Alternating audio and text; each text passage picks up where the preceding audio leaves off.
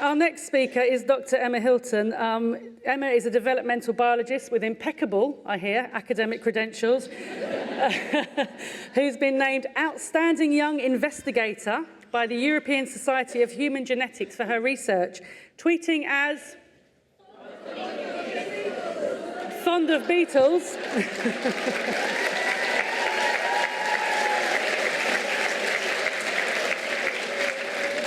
Tweeting as fond of beetles, Emma has helped many of us understand the science behind the differences between the male and female sex and how that translates to sporting performance. Sport is meaningless without fair competition. Some people say that if a man transitions into a woman, this eliminates all the performance advantage they had as a man. Science does not support this claim. Male puberty locks in many changes to the male body that simply cannot be reversed. Emma will now take us through the facts. Okay, hello everyone. It's wonderful to have the chance to speak here tonight. I will try not to be too much of a science bore, but I can't promise anything. Okay, so that males as a class are stronger than females as a class is not controversial, and I am not going to provide any references for that statement.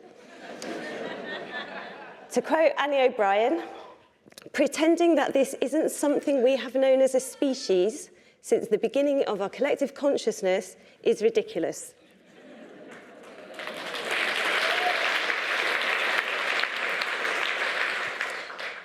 Reproductive anatomy aside, the physical differences between males and females were already apparent when our ancestors emerged from the trees, and now in modern sports we can measure them precisely. Males can run faster, jump longer, throw further, and lift heavier than females. They outperform females by 10% on the running track to 30% when throwing various balls. So big is the gap, there are 9,000 males between 100-metre world record holders Usain Bolt and Flojo. So early does the gap emerge, the current female 100-metre Olympic champion, Elaine Thompson, is slower than the 14-year-old schoolboy record holder.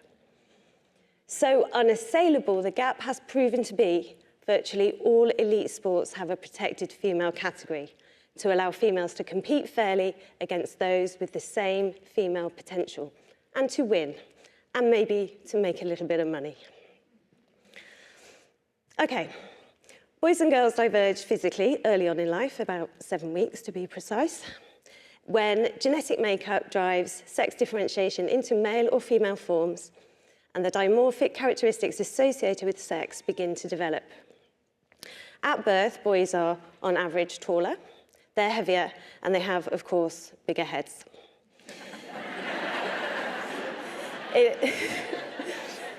Sorry, mums to boys. In childhood, they can plank for a little bit longer, they can do a couple more pull-ups, they can run faster than girls. But the differences aren't huge. Mixed-sex sports prevails in little schools across the world, even though boys never really learn to pass the football to girls. Male puberty is the point at which the boys really open the physical gap. To 10 years old, testosterone levels in boys and girls are broadly similar. At puberty, male testosterone levels surge and stabilise at around 20 times higher than in females. This surge shapes a boy into a man and into a superior athlete. Males are 5 inches taller than females. They have longer arms, a greater reach. They can generate more speed with the cricket ball. Bigger handspans can more easily palm basketballs. Longer legs and narrower pelvises lead to better running gaits. Males need fewer strides to cross a distance, and the strides they take are more efficient. Males have around 40% more muscle mass, even when height is taken into account, and 40% less body fat. The muscle they have is denser, they have more fibres, the fibres are larger. Higher numbers of muscle stem cells make new muscle fibres and donate nuclei to existing muscle fibres, making them stronger. They have higher proportions of fast twitch fibres. These are the fibres responsible for explosive movement. They have stiffer connective tissue. Their ligaments and tendons are tighter springs, which means greater storage of potential energy and even more explosive power.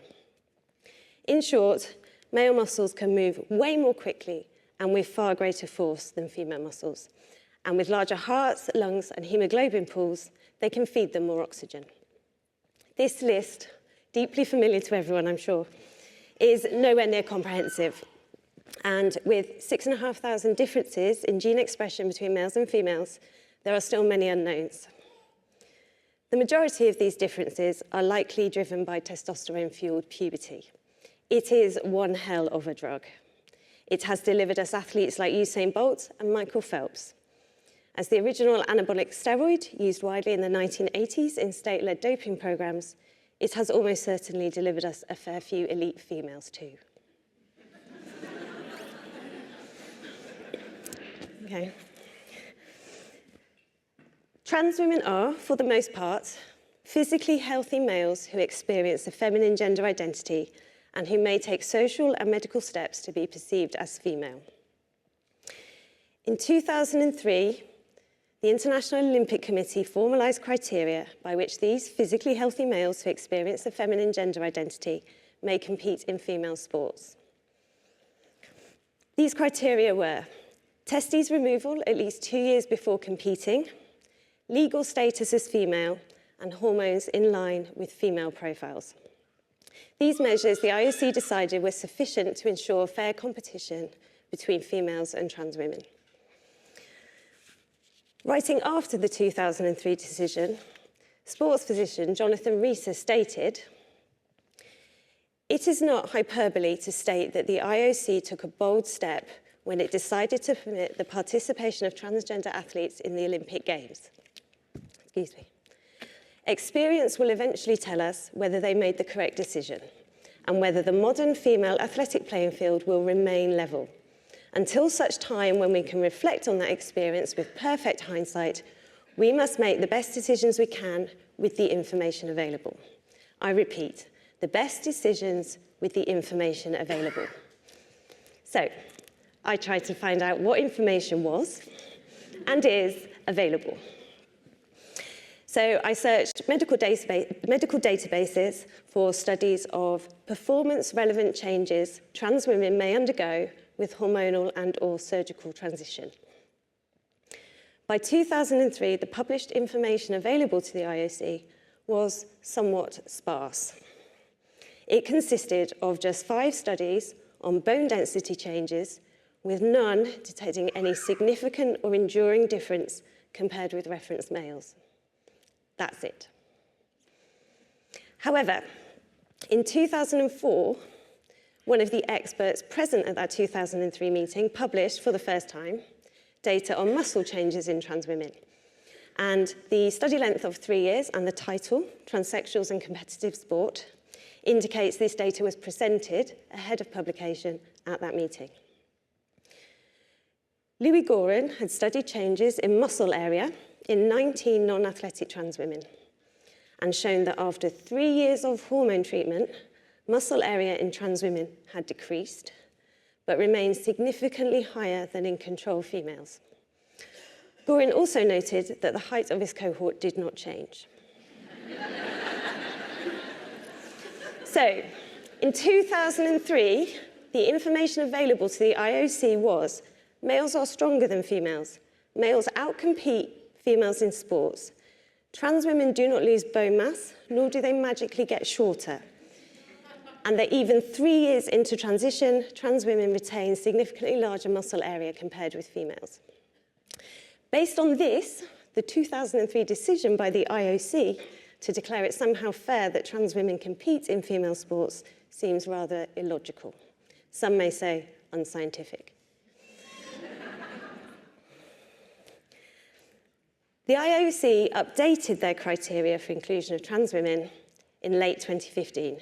They jettisoned the surgical requirement, they swapped legal female status for a sworn declaration, and they required 12 months of low testosterone at a maximum threshold way exceeding that of a typical female.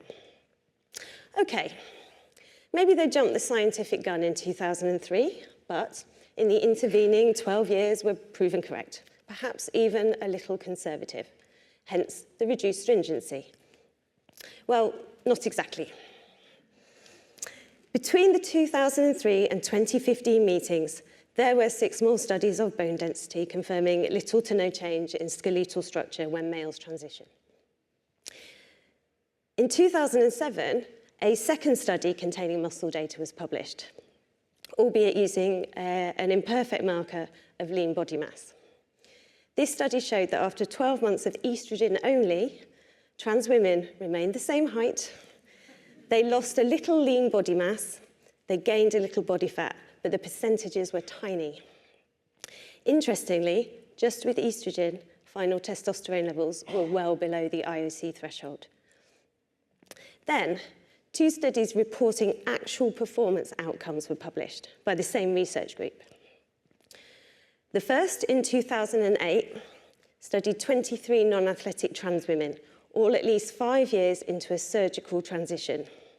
And the second, in 2015, tracked 44 non-athletic trans women from pre-transition to 2 years into hormone treatment. Compared to reference males, trans women had lower muscle mass and more body fat, and they were weaker across measurements of grip strength, bicep strength, and quad strength. The authors of these 2 studies, and perhaps also the IOC, were concerned only with how much weaker these trans women were compared to males. I calculated how they compared with females. And, well, they're still stronger, a lot stronger, like 30% stronger.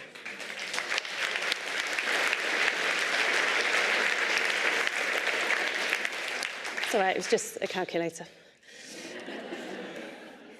So, up to 2015, the body of information now available to the IOC comprised 4 studies, showing that trans women, even 5 years past transition and their testicles long gone, retain more muscle mass and remain much stronger than reference females. There was someone at that 2015 meeting who argued a rather different picture, though. That person was Joanna Harper, a trans woman and distance runner, and she published her findings in 2015, month unknown, in a paper that I find difficult to discuss sensibly, and sometimes with a straight face, maybe an angry one. Harper studied 8 sub-elite runners, pre- and post-transition, and graded their performance for age and sex. She concluded that relative to male and female fields, performance didn't decrease post-transition. There are many, many flaws in this study. Firstly, the data is hardly more than a collection of anecdotes, with the majority of times self-reported, not verified, and reliant on memories often spanning decades. I can't even remember my run times from a month ago. She may as well have surveyed Twitter. Although that would have had a lot of people telling her about their compromised performance with pickle jar lids rather than in 10K races.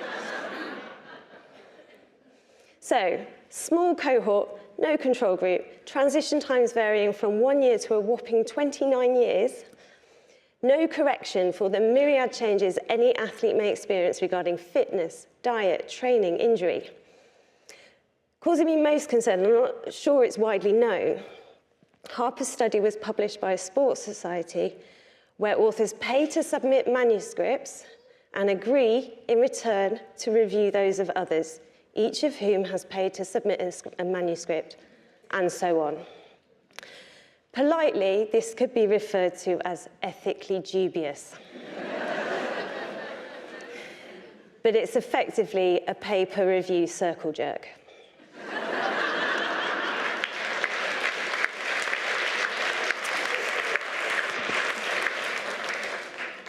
Yet, Harper's study, as poor as it was, and even containing examples, 5 out of 8 of her trans women subjects improved running performance after transition. One moved from the 55th to the 75th percentile. It is widely understood to have been key in persuading the IOC to make it easier for trans women to enter female sports, despite the increasingly consistent and more scientific evidence that trans women long after transition remain stronger than females. Since 2015, there have been 8 further studies assessing aspects of trans women physiology. 2 focused solely on bone health. 4 confirmed previously observed data on body composition. That is, trans women gain a fair bit of body fat and lose a small amount of lean body mass. The final 2, both published last year, tracked the effects of transition in around 100 males from before or shortly into puberty to around 20 years of age. Males as young as 12 were treated with puberty blockers, followed by hormone treatment at 16 years old, with some opting for gonadectomy after 18 years of age. Attained height was male typical. Body fat was female typical. Lean body mass and grip strength was lower than in reference males and in males transitioning as adults, but still, despite the early intervention, remained far higher than in age-matched reference females. Okay, and there ends the literature review. I'm not quite finished yet, though. Of the papers returned in my systematic search, only 11 contained any data most relevant to sporting performance. Only 4 of these contained any direct measurements of performance. Only 3 of these were good science, and only 2 of these were available to the IOC in 2015, both of which demonstrate that trans women retain muscular architecture and strength that would favour competitive advantage, and neither of which supports the premise that trans women can be fairly included in female sports.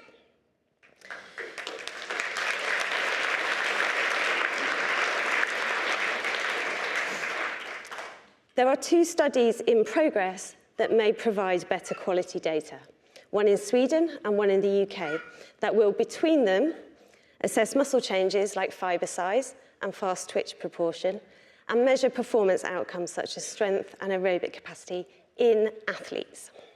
I welcome such studies, although it's going to take years before the data is compiled, analysed, and used to inform sporting policies. That is, of course, if the IOC decide to take notice of any such studies, and I can't help but think that might depend on their results. One attendee at the 2015 meeting wrote, "It has become much more of a social issue than in the past. It is an adaptation to a human rights issue." Other attendees, including Harper herself, have stated, "There is now an urgent need to determine not only what physical advantages transgender women carry after HRT, but also what effect these advantages may have on transgender women competing against cisgender women in a variety of different sports." You've kind of undermined your own study there, Joanna. These are open acknowledgements that the 2015 IOC decision was political, was not based on valid scientific evidence, and that fair competition for females was not a primary concern. Remember this the next time someone asserts that the IOC policy is based on the best medical and scientific information available. The IOC initially predicted that, as only 1 in 12,000 males has gender dysphoria, the number of transitioned males wishing to compete as females would be negligible. In 2005, Arno Lundqvist and Myron Jennell, both IOC committee members, wrote, "Inevitably, there will be transgendered athletes, such as Renee Richards, who will be competitive at a high level, but most will probably wish to compete only at masters level or at local and regional events." In an increasingly gender-fluid society, the reduced stringency to meet female competitive standards may see more than a negligible number of females competing in female sports. Regardless, I suspect that Ms. Davis may disagree with the idea that just one competitor with an unfair advantage should be so easily dismissed as harmless.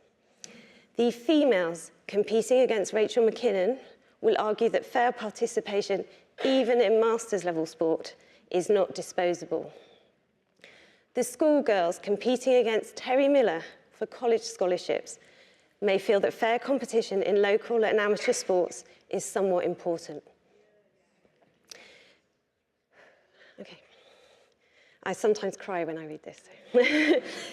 Louis Gorin, he who first established that trans women have significantly higher muscle mass than females, had, in 2004, the following advice for the IOC. Depending on the levels of arbitrariness one wants to accept, it is justifiable that reassigned males compete with other women. I go back to this recommendation a lot, and I still can't believe that the first formal attack on female sport was so openly acknowledged as arbitrary.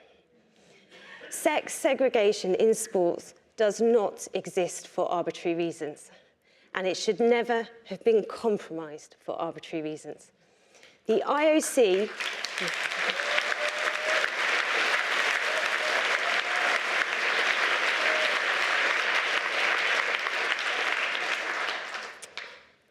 The IOC and other sports federations are pursuing a social principle, and female athletes are considered collateral damage. We must continue to fight this.